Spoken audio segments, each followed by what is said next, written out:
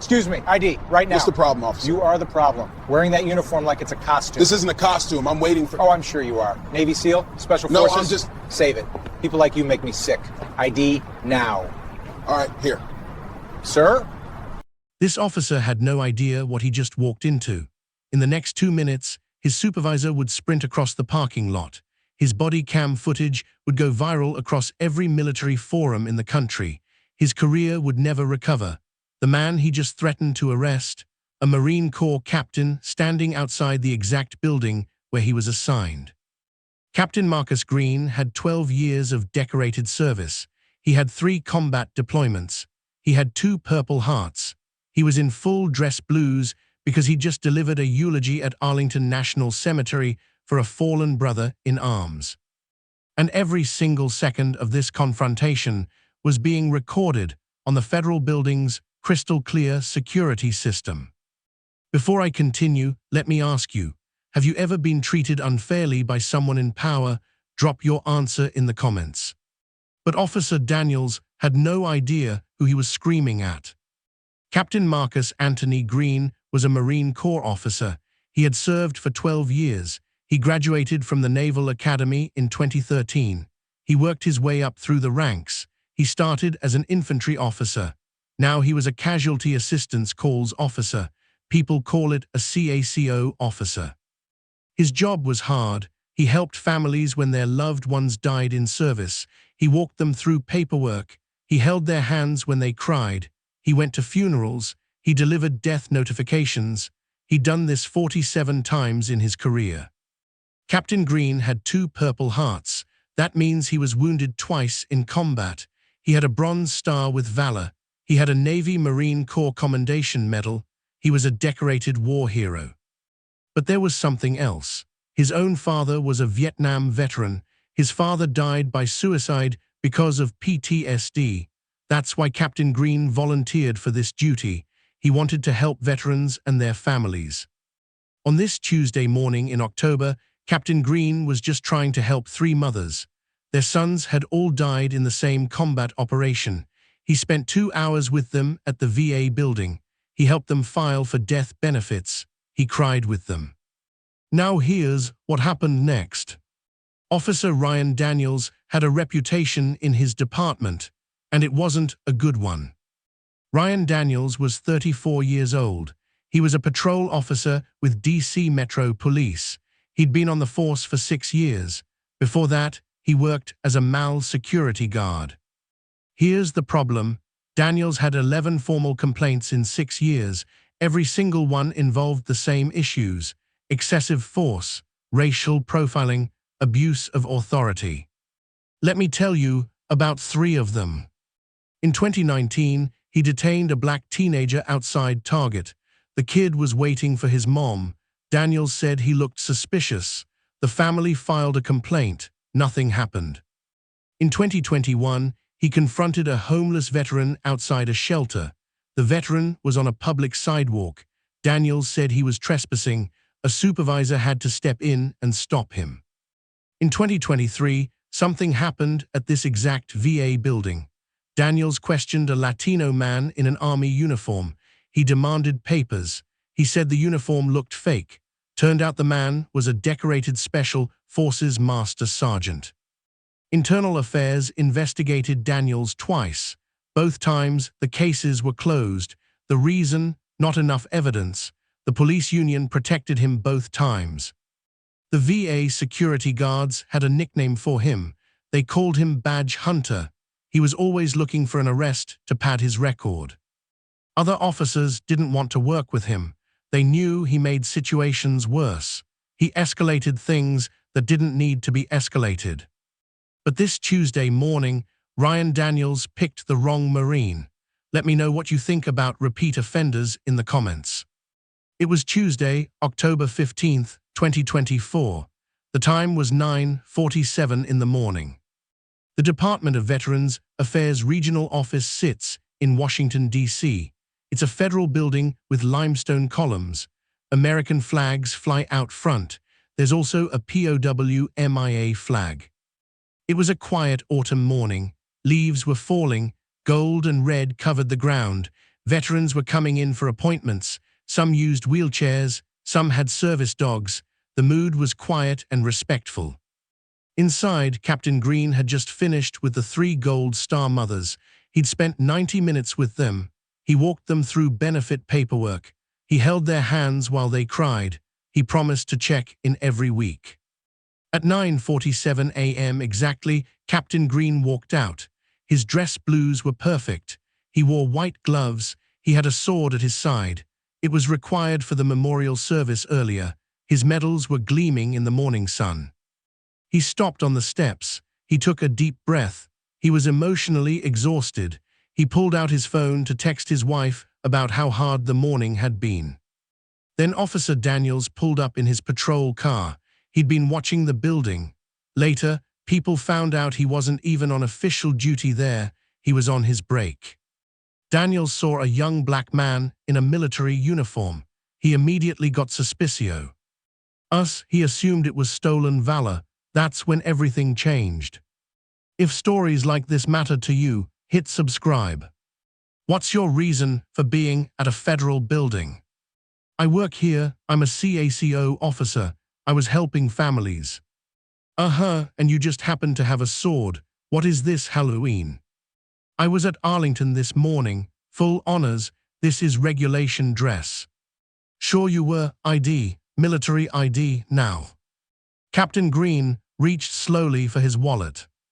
Hands where I can see them, Daniels yelled. Green put his hands up. My ID is in my jacket. I'm reaching for it now, slowly. You're awfully nervous for someone who's supposedly military. I'm not nervous. I'm being careful. You're acting aggressive. I'm being aggressive. You're impersonating a federal officer. I'm a Marine captain. This is my uniform. Here's my ID. Daniels snatched the ID from his hand. He looked at it. This could be fake. Probably ordered it online. You can verify it. Call the base. Call the VA. They know me here. Oh, I'm sure they do. Turn around. You're being detained. Green stayed calm. On what grounds? I've shown you ID. I've explained my presence. On the grounds that I don't believe you. Inside the building, VA security guard James Chen saw what was happening. He rushed outside. Officer, I can vouch for him. A Marine veteran in the lobby was watching through the window. He came outside too. That's a real captain. Are you insane? Then one of the Gold Star mothers appeared in the doorway. She'd heard the yelling. That man just spent 2 hours helping me. Leave him alone. Daniels ignored all of them. He grabbed Green's arm to put handcuffs on him. Green didn't resist, but he said firmly, "You're assaulting a federal officer on federal property. You're not a federal officer, you stolen valor piece of." James Chen hit the panic button. It called for VA police. Type justice if you think this officer was wrong. 10 minutes had passed since Daniels first approached, but what Officer Daniels didn't know was something important. The moment he grabbed Captain Green's arm, he just committed a federal crime. On camera, in front of a dozen witnesses, including 3 grieving mothers who just watched this Marine cry with them. The VA police sergeant came running out of the building. He saw what was happening. He immediately recognized Captain Green. They worked together every month. Daniels, release that officer right now. He could have told you to say that. Captain Green spoke calmly.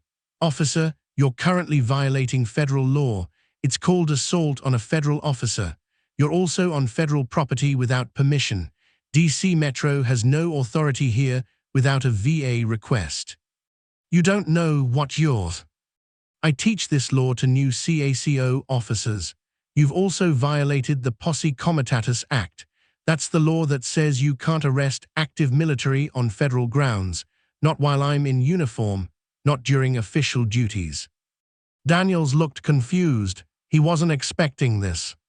James Chen, the VA security guard, stepped forward.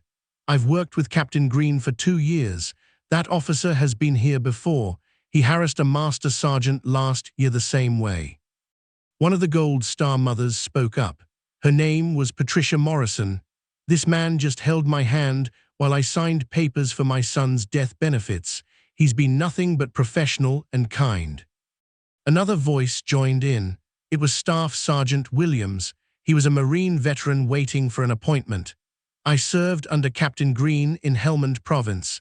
He's got more integrity in his pinky than you've got in your whole department." People were recording on their phones. 4 civilians had their cameras out. Chen's body cam was recording everything. The VA building had 12 exterior cameras. They captured everything from different angles. Captain Green had his phone in his pocket. It was recording audio. He always did this when dealing with police. It was a habit he'd learned. The VA police called Daniel's supervisor. They also called the base commander at Quantico. One of Green's colleagues heard about it on the radio. Military police were sent out too. This was serious. It was an assault on an officer. Daniel saw his supervisor's car pull up. He tried to backtrack. "Look, I was just doing my job, checking credentials." The VA sergeant was firm. "You grabbed him, we all saw it. He was being suspicious." Multiple people yelled at once. He was standing on the steps. Daniels turned to his supervisor as he got out of the car. "Sir, I can explain." Lieutenant Sarah Kim had been a supervisor for 15 years. She looked at Green's uniform. She saw his medals. She saw the sword. Her face went pale. "Oh my God, Daniels, what did you do?"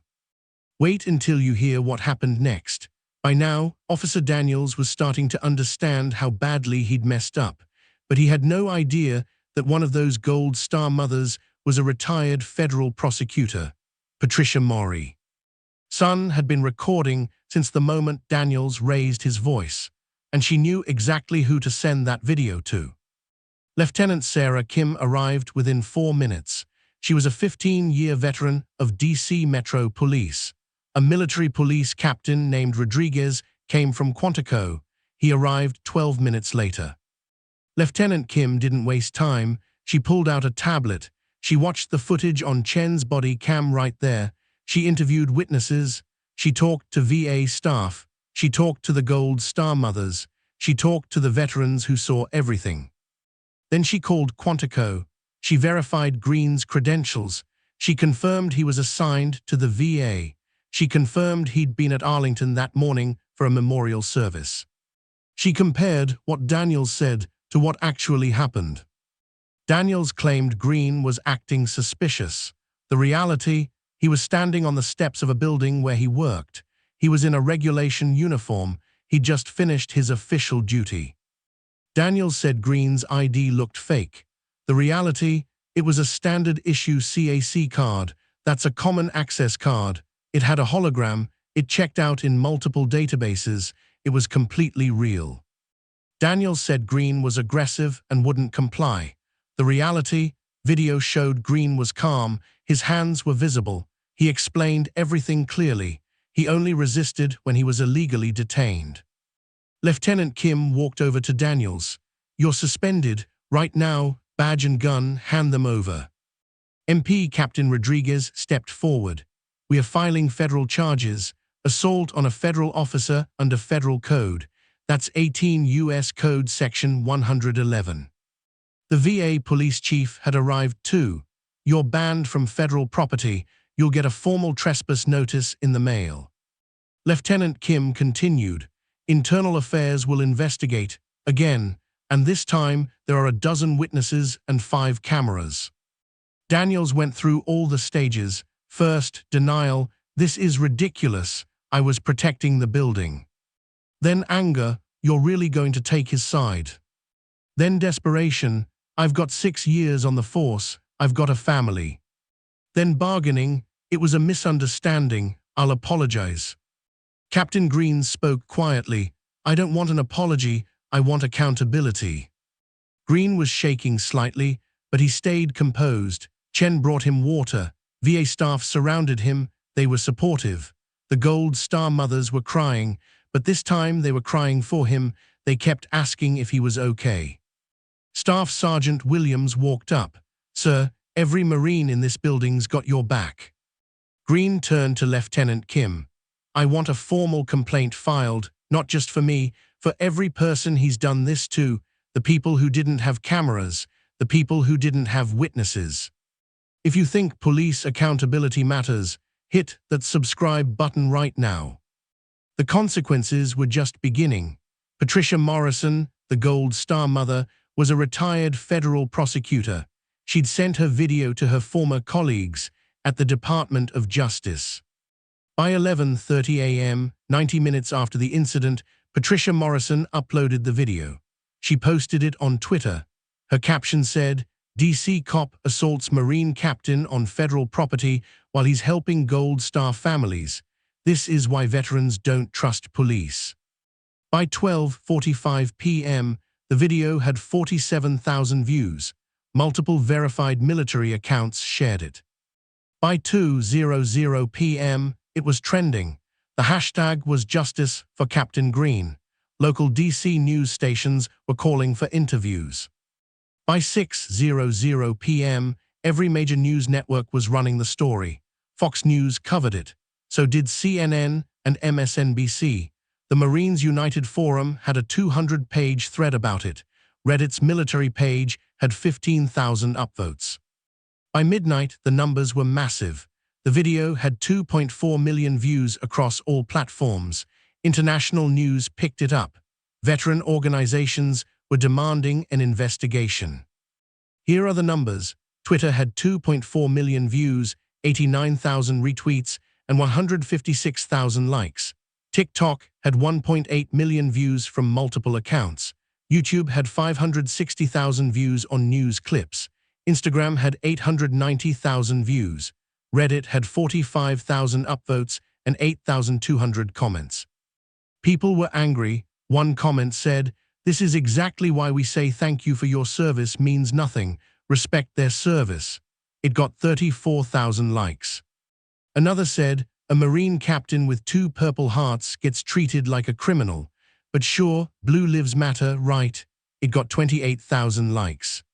A police officer commented, "I'm a cop. This officer is a disgrace. Badge and uniform don't make you a hero. Actions do." That got 67,000 likes. One comment made people cry. "Those Gold Star mothers watching their son's CACO officer get assaulted. I'm in tears." It had 41,000 likes. Major newspapers covered it. The Washington Post, Military Times, NPR, The Guardian, Marine Corps Times put it on the front page. DC Metro Police issued a statement. "Incident under investigation. Officer suspended pending review." Daniel's wife tried to help. She posed on Facebook defending him. She said he was doing his job. People flooded the comments. They showed his complaint history. She deleted the post within hours. Let me know in the comments what you think about this going viral. 3 days later, Officer Daniels hired a lawyer. That's when Captain Green decided to go on the record. The U.S. Attorney's Office filed federal charges. Assault on a federal officer. The law is 18 U.S. Code Section 111. The maximum sentence is 8 years in prison. Captain Green also filed a civil lawsuit. It was a civil rights violation, false arrest, battery, assault, intentional infliction of emotional distress. He filed on November 3, 2024. That was 19 days after the incident. He asked for $500,000 in damages. He also demanded policy reform. During discovery, everything came out. Daniels had 11 prior complaints, 8 involved minorities, 4 involved veterans. The evidence was overwhelming. There were 47 minutes of video from 6 different angles. There were 23 witness statements, and Daniels had forgotten to turn on his body camera. That looked really bad. Internal emails were revealed. Supervisors knew about his pattern. The police union had blocked discipline every time. A psychological evaluation was ordered. It showed Daniels had an authority complex. It also showed indicators of racial bias. The case was settled in March 2025. Here's what Daniels had to pay. DC Metro paid $350,000 to avoid going to trial. Attorney fees were $85,000. The total was $435,000. The federal criminal case had a different outcome. Daniels pleaded guilty to a reduced charge, simple assault on federal property. His sentence was 6 months of house arrest. He had to do 200 hours of community service at the VA. He got 2 years of probation. He was banned from federal employment forever. He couldn't work for the government or get government contracts. He was also banned from all VA properties nationwide for 10 years. There was a restraining order. He had to stay 500 yards away from Captain Green. Professionally, everything fell apart. DC Metro Police fired him. The union couldn't save him this time. His police certification was revoked in DC, Maryland, and Virginia. His law enforcement career was over. He was blacklisted from all police work. Now he works at a warehouse. The court made him apologize. He read a statement. It sounded fake. He didn't make eye contact. He said, "I apologize for my actions and any harm caused. I've learned from this experience." It didn't work. He never said the word racism. He never mentioned Green by name. He only talked about his own problems. Social media noticed. His lawyer told him to stay quiet after that. His wife kept defending him privately. The amount they paid, $435,000, but that wasn't the end. Captain Green gave a statement on the courthouse steps. "This isn't about revenge. It's about every veteran who's been profiled, every service member questioned, every Gold Star family that watched their helper get handcuffed. If this can happen to me with my rank, my witnesses, my cameras, imagine what happens to veterans without those protections." But the story didn't end with money or apologies. It ended with Captain Green standing in front of Congress. Captain Green testified before the House Veterans Affairs Committee. It was May 2025. The hearing was on C-SPAN. He told them what happened after. "For 3 weeks, I couldn't wear my uniform off base without anxiety." He explained the emotional impact. "I delivered 47 death notifications in my career. I'd held mothers while they screamed, but I'd never felt helpless until a cop grabbed me on the steps of the building where I was trying to help." He talked about his wife. "My wife watched the video and cried for an hour, not because of what happened, but because she realized it could have ended differently if I'd moved wrong, if I'd reached wrong, if I'd spoken wrong." He spoke about his job. "I teach young Marines about honor and service. How do I tell them to trust the system when the system detained me for standing in my uniform?" He talked about other veterans. "I had rank, I had witnesses, I had lawyers, I had media attention. Most veterans have none of those. They get profiled, they get arrested, they get assaulted, and no one sees it." His message was clear. Every federal employee, every service member, every person in uniform, you deserve dignity, not suspicion, not aggression, dignity. He talked about what needs to change. Mandatory training for all DC police. They need to learn military law. They need to learn about jurisdiction. They need to know how to recognize real credentials. He demanded policy changes. Body cameras should be required, no exceptions, and officers with repeat complaints shouldn't be protected by the union. He thanked people, to Mrs. Morrison, who didn't have to record, to James Chen, who didn't have to speak up, to my fellow Mari Ness, who reminded me what Semper Fi means. His closing statement was powerful. "Stolen valor is disgusting, but so is stolen dignity. And that day, Officer Daniels tried to steal mine. He failed." But Captain Green's testimony exposed something bigger, something Congress had been ignoring. A 2023 ACLU report showed the truth. Black service members are 3.2 times more likely to be questioned about their uniforms than white service members. A 2024 DoD survey found more problems. 41% of minority veterans report being racially profiled while in uniform. FBI hate crime data showed 58 incidents of assault on service members from 2019 to 2024. The attackers claimed stolen valor, but 89% of the victims were minorities. Police misconduct databases revealed a pattern. Officers with 5 or more complaints have a 73% chance of using violence later, yet 68% keep their jobs because of union contracts. This case was different because Captain Green had advantages. He had rank, he had documentation, he had resources, he had attention. Most veterans have none of these. So let me ask you, do we actually support our troops, or just the idea of supporting them when it's easy? Do we hold police accountable for patterns of abuse, or do we just say a few bad apples and look away? Do we believe in equal treatment under the law, or does that only work when the victim has rank and cameras and a lawyer? Because if we don't fix the system that let Officer Daniels patrol for 6 years with 11 complaints, if we don't close the loopholes that let fired cops just move to the next town, then we're just waiting for the next Ryan Daniels, the next Marcus Green, the next Gold Star mother who has to watch her son's hero get assaulted.